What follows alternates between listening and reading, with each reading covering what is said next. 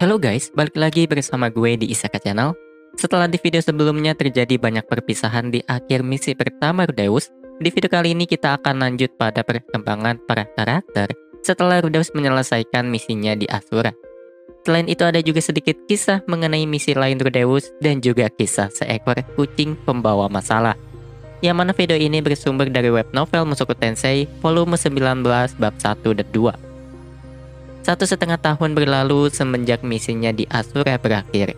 Kini Rudeus sedang berada di makam Paul untuk memberi laporan. Selain itu, kini Rudeus pun akan berumur 20 tahun, sementara Non dan Aisyah telah berumur 14 tahun. Walau waktu sudah cukup banyak berlalu, namun nyatanya Rudeus tidak pernah mendapatkan misi besar lagi.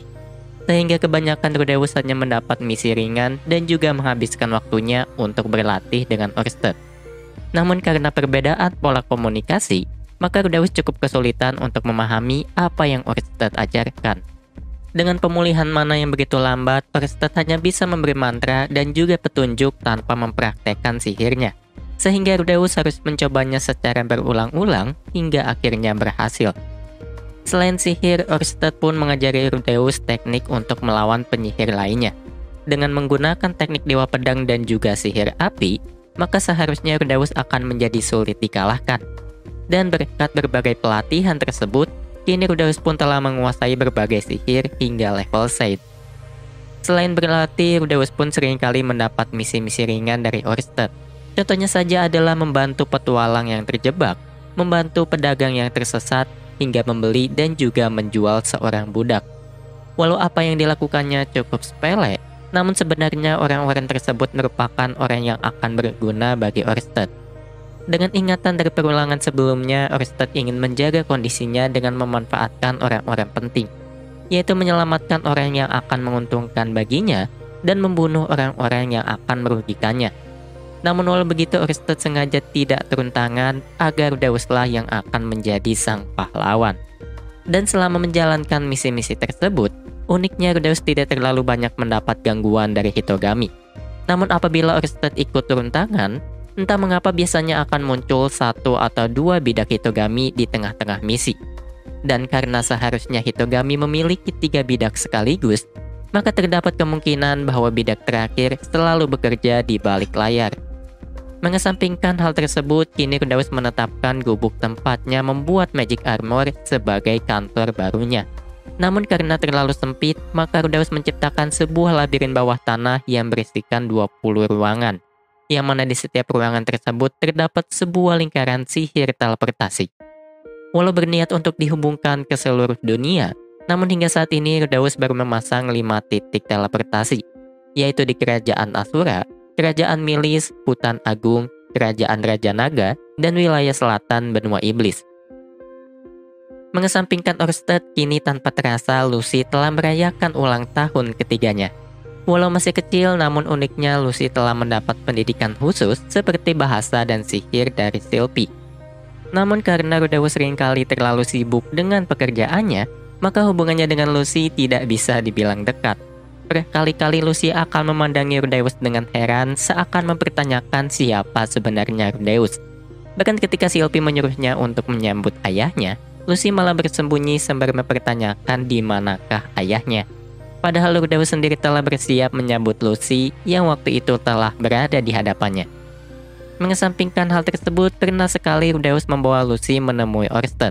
Rudeus ingin menguji kebenaran dari perkataan Hitogami yang dulu pernah berkata bahwa keturunan Rudeus tidak akan bisa terpengaruh kutukan Orsted.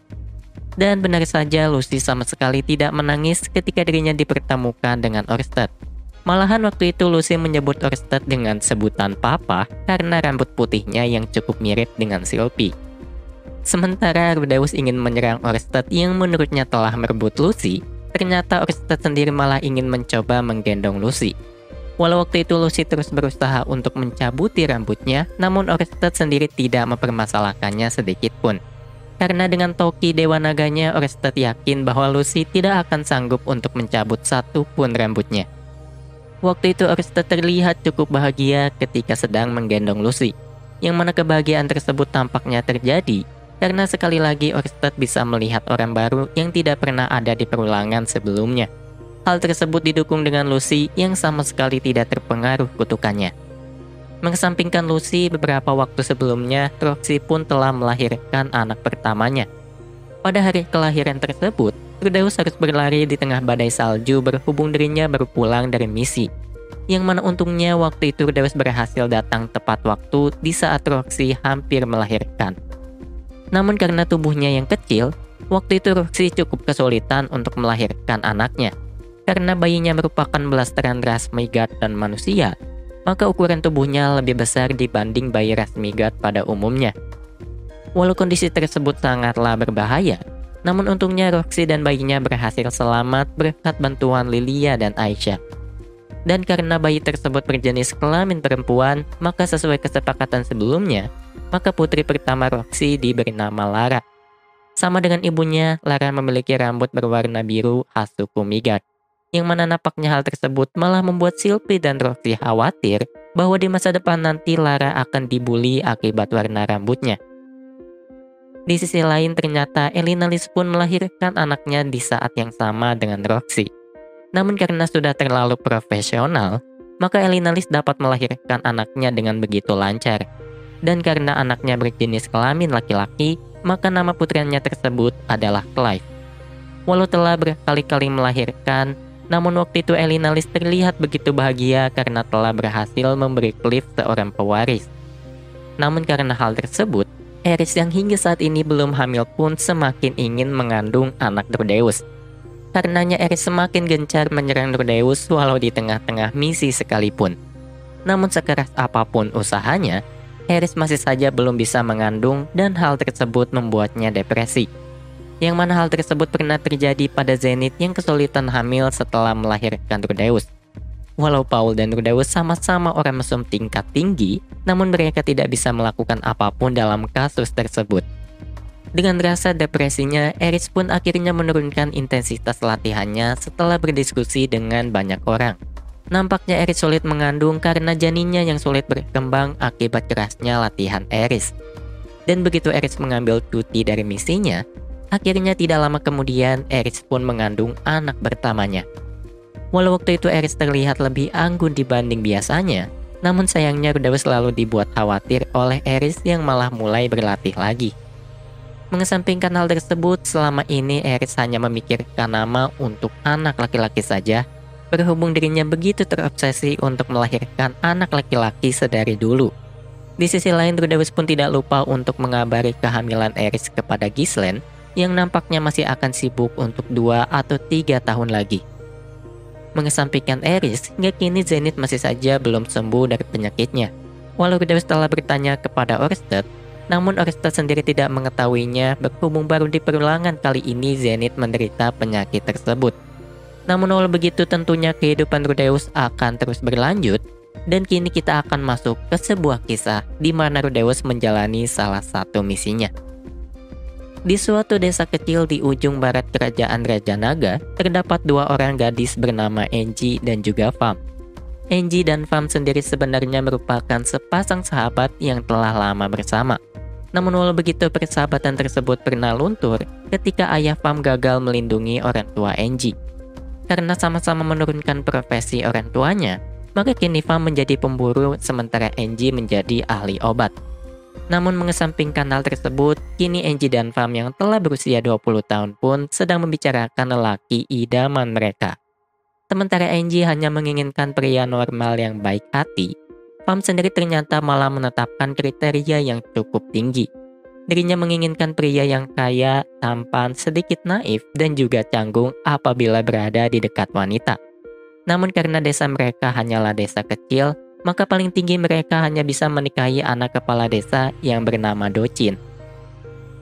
Walau Docin sudah menikah dan memiliki anak, namun terdapat suatu tradisi khusus di mana kepala desa selanjutnya harus memiliki 2 istri ketika dilantik.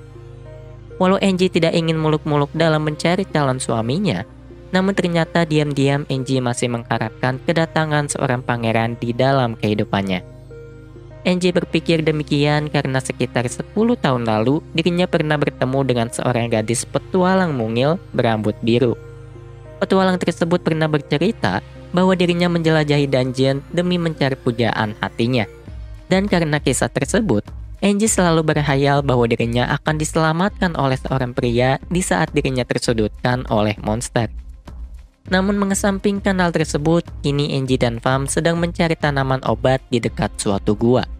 Hal tersebut mereka lakukan karena kini orang-orang di desanya termasuk Docin terserang suatu wabah penyakit yang disebut Iburi. Walau penyakit tersebut dapat disembuhkan dengan sihir detoksifikasi, namun sayangnya tidak ada warga desa yang sanggup melakukannya.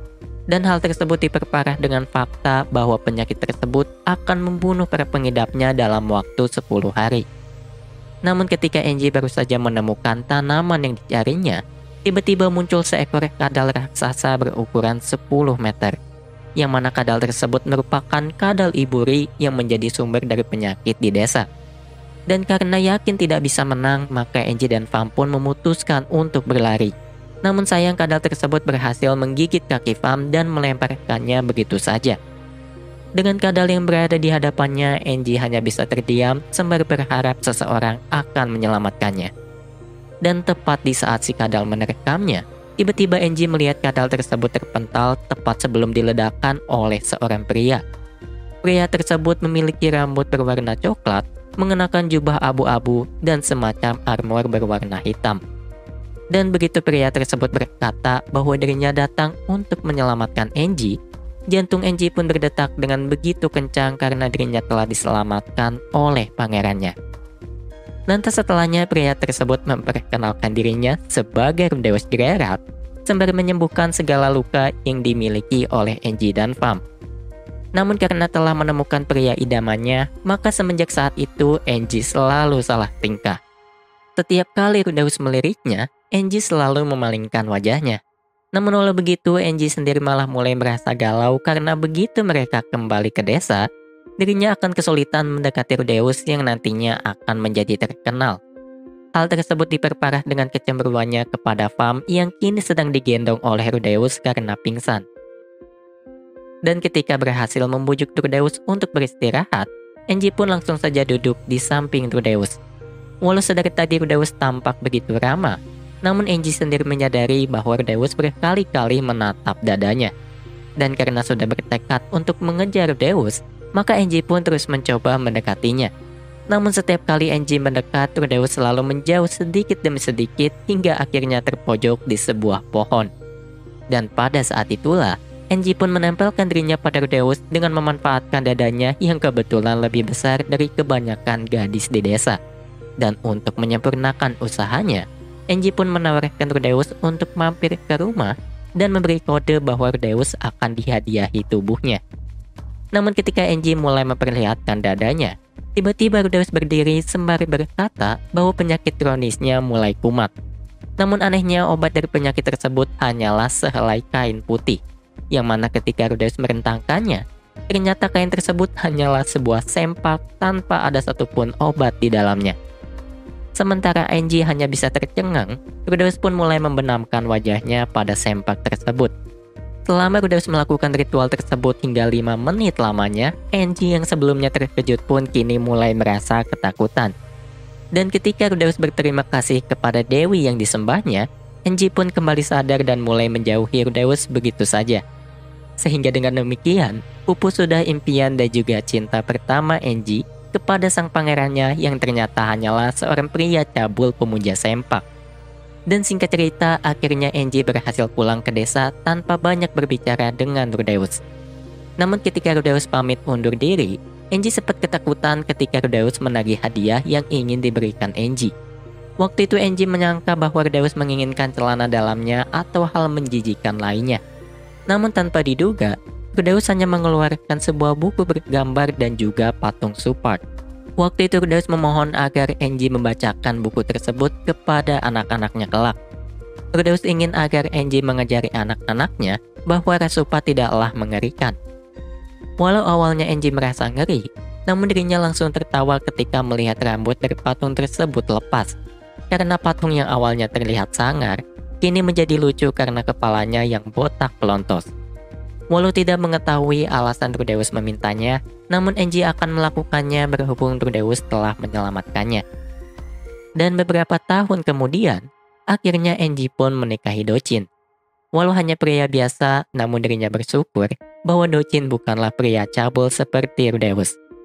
Dan sesuai dengan janjinya, Enji pun terus menceritakan kisah mengenai Rasupat hingga akhirnya kisah tersebut menyebar ke desa lainnya. Yang mana cerita tersebut nantinya akan dikenal sebagai kisah seorang prajurit Supat botak yang membela keadilan. Dan dengan demikian, usaha Rudeus untuk memulihkan nama baik Rasupat pun kembali berjalan sedikit demi sedikit. Singkat cerita, kini Rudeus sedang berjalan pulang setelah menyelesaikan misinya tersebut. Walau dari awal dirinya hanya berbicara dengan Enji, namun sebenarnya Rudeus hanya diperintahkan untuk menyelamatkan Pam dan memberi sihir detoksifikasi kepada Dochin. Walau berjalan dengan lancar, namun Rudeus merasa cukup kesulitan ketika terjebak di situasi berbahaya bersama Enji. Dengan tubuhnya yang begitu menggairahkan, Rudeus sempat terangsang ketika Enji berada di dekatnya. Dan untuk mengendalikan ubinya, Rudeus pun terpaksa untuk mengeluarkan artefak suci milik sang dewi. Namun walau begitu, artefak tersebut hanyalah replika, berhubung yang asli masih disimpan di kuil sucinya. Singkat cerita, Rudeus pun sampai ke rumahnya dengan Beat yang membukakan gerbang untuknya. Walau Beat hanyalah sebuah tanaman, namun berkat pelatihan yang diberi Aisyah, kini Beat telah menjadi pembuka gerbang otomatis. Namun mengesampingkan Beat, Rudeus pun langsung disambut oleh Sylvie dan juga Lucy yang langsung bersembunyi di balik Sylvie ketika Rudeus mencoba memeluknya. Dan begitu Sylvie menegurnya, akhirnya Lucy pun mau mendekati Rudeus. Namun ketika Rudeus mencoba mengecupnya, Lucy langsung menghindar karena tidak ingin merasa gatal akibat Rudeus yang belum cukuran. Dan begitu Rudeus menurunkannya, sekali lagi Lucy pun langsung berlari begitu saja. Beralih dari Lucy, selanjutnya Rudeus pun mendatangi Lara yang sedang berada di ayunan bayi bersama dengan Leo yang menjaganya. Selain rambutnya, Lara pun memiliki ekspresi yang begitu mirip dengan ibunya. Dengan ekspresi yang begitu datar, entah bagaimana Lara seakan memahami apa yang dikatakan Rudeus. Padahal umurnya kini belum genap 1 tahun dan hal tersebut membuat Rudeus curiga bahwa Lara adalah seorang reinkarnator. Namun mengesampingkan hal tersebut, Sylvie sempat mengkhawatirkan Lara yang tidak banyak menangis seperti bayi pada umumnya. Karena apabila Lara ternyata memiliki cacat mental, maka sudah pasti Roxy akan merasa bersalah karena telah melahirkan anak yang tidak sempurna. Namun mengesampingkan Lara, akhirnya Rudeus baru tersadar bahwa dirinya tidak melihat Eris yang kini sedang hamil. Karena kehamilannya telah memasuki bulan ke-5, maka perut dan juga opainya telah mulai semakin membesar. Dan karenanya, selama beberapa waktu terakhir, Eris seringkali meminta Rudeus membelai perutnya. Walau terkadang berakhir dengan jitakan ketika Rudeus malah meremas opainya. Dan ketika bertanya kepada Sylvie, Sylvie pun menjelaskan bahwa pagi tadi Eris bertengkar dengan Aisyah. Walau biasanya Eris selalu kompakan dengan Aisyah dalam urusan menyambut Rudeus, namun entah mengapa kini Eris malah terlibat pertengkaran dengan Aisyah. Dan begitu Rudeus mendatangi ruang bawah tanah, dirinya mendapati Aisyah yang sedang menggedor-gedor pintu di mana Eris mengurung diri. Nampaknya waktu itu Aisyah memperdebatkan tingkah Eris yang telah memungut seekor kucing liar. Dan begitu Rudeus mengizinkan Eris untuk memeliharanya, akhirnya Eris yang ngambek pun mulai terdengar senang. Namun karena hal tersebut akan menambah beban Aisyah, maka Rudeus pun berjanji untuk memberikan Aisyah imbalan. Namun mengesampingkan hal tersebut, Rudeus begitu terkejut ketika dirinya menyadari bahwa kucing yang dibawa Eris ternyata memiliki opai. Dengan menggunakan kalung yang telah dipasang Eris, lantas kucing tersebut menyapa Rudeus dengan sebutan bos dan menyebut dirinya sebagai Rinia. Dan karena kucing tersebut ternyata adalah sempainya, maka secara spontan Rudeus meminta Eris membuangnya dan hal tersebut malah membuat Eris kembali mengurung diri. Singkat cerita, 1 jam kemudian, akhirnya Rudeus berhasil membujuk Eris untuk membukakan pintu lagi. Setelahnya Eris bercerita bahwa dirinya menemukan Rinia di dekat pasar budak, dikala dirinya sedang berjalan-jalan dengan Leo. Waktu itu Eris membawa Rinia setelah dirinya menyelamatkan Rinia dari beberapa orang berwajah sangar. Sehingga dapat dikatakan bahwa Eris menganggap Rinia sebagai hadiah kemenangannya setelah berhasil mengalahkan orang-orang tersebut. Eris berpikir bahwa dengan menolongnya, maka dirinya berhak memiliki dan juga membesarkan Rinia. Dan hal tersebut diperparah dengan pernyataan Rinia yang berkata bahwa kini dirinya milik Eris seorang. Lantas setelahnya Rinia pun bercerita bahwa dirinya memang sempat menjadi pedagang setelah kalah dalam duelnya melawan Pursena. Waktu itu Rinia berencana untuk menjadi pedagang di sekitar wilayah utara dan juga Asura. Namun karena ingin mendapat untung besar dalam waktu yang singkat, maka Rinia nekat berhutang untuk membeli barang dan juga sebuah kereta kuda. Dan ketika bunga dari hutangnya semakin menumpuk, akhirnya Rinia pun bangkrut dan jatuh miskin. Walau masih bisa mencicilnya, namun Rinia sendiri tidak tahu kapan hutangnya akan lunas. Dan hal tersebut diperparah ketika dirinya tertipu oleh seseorang yang mengaku dapat membantu Rinia melunasi hutangnya. Waktu itu orang tersebut menawarkan Rinia sebuah rencana perusahaan dagang senilai 20 koin emas Asura. Namun ketika Rinia menunjukkan rencana tersebut kepada para penagih hutang, ternyata rencana tersebut adalah barang palsu. Sehingga dengan peristiwa tersebut, akhirnya hutang Rinia malah semakin menumpuk dan dirinya dijual ke pasar budak. Dan karena alasan itulah, kini Rinia memohon pertolongan Rudeus karena dirinya tidak ingin menjadi budak. Namun ketika melihat Rinia yang begitu erotis dengan pakaian seadanya, tanpa sadar Rudeus malah mempertanyakan keperawanan Rinia. Yang mana pertanyaan tersebut malah membuat Rudeus mendapatkan boga mentah dari Eris. Lantas Rinia pun menjelaskan bahwa dirinya bernilai sangat tinggi, karena dirinya merupakan rasawan yang masih perawan. Namun mengesampingkan harganya, yang kini menjadi masalah adalah Eris telah memicu peperangan dengan si pedagang budak. Walau Rudeus bisa membantai semuanya, namun Rudeus paham betul bahwa hal tersebut dapat memicu dendam dan mengancam keselamatan keluarganya. Dan tidak lama dari sana, akhirnya si pedagang budak bersama kedua tukang pukulnya muncul di depan rumah Rudeus. Walau sempat mengancam Lilia, namun si pedagang tersebut langsung ciut ketika Rudeus mendatanginya. Dengan sikap penjilatnya, si pedagang terus memuji Rudeus sebelum dirinya menjelaskan tujuannya. Waktu itu si pedagang budak bercerita bahwa Eris telah mencuri Rinia yang merupakan budak termahalnya. Dan hal tersebut diperparah dengan fakta bahwa Eris telah membunuh beberapa bawahannya yang waktu itu sedang mengejar Rinia. Dan karena seorang bangsawan dari keluarga Boreas telah memberikan 300 koin emas Asura untuk membeli Rinia, maka si pedagang pun meminta Rudeus untuk mengembalikannya. Walau yakin tidak bisa melawan Rudeus, namun si pedagang mengancam Rudeus dan juga keluarganya. Dan walau waktu itu Rudeus ingin menyerahkan Rinia, namun begitu melihat Lucy yang terlihat cemas, akhirnya Rudeus pun malah meminta Lilia untuk mengambil sebanyak mungkin uang di berangkasnya. Dan beberapa saat kemudian, Lilia pun datang sembari membawa tas besar yang dipenuhi berbagai kantong kecil di dalamnya.